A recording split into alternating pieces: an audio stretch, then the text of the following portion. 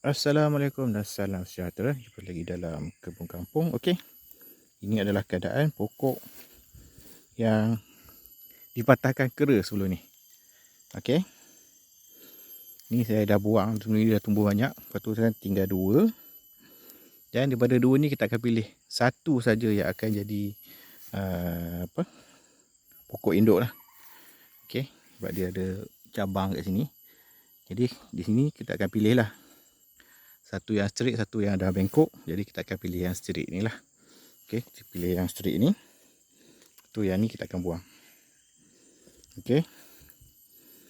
Jadi masih ada harapan lagi lah kat pokok ni. Saya bubur baja balik, tambah urea, tambah dolomite. Lepas tu dia tumbuh lah banyak di sekeliling ni. Saya buang, lepas tu tinggal dua ni. Jadi sekarang dah tinggi dalam 1 meter lebih lah.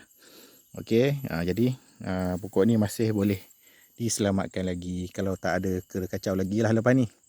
Harapnya tak adalah kacau dah. Jadi kita akan buang lah satu dan tinggal satu pada dua dahan yang tumbuh, yang baru tumbuh. Sebab yang cantuman dia sebelum ni dekat bawah lagi lah. Pokok ni cantuman dia kat bawah lagi. Lepas tu dia patahkan ke atas je. Jadi masih lagi pokok IOI. Okey.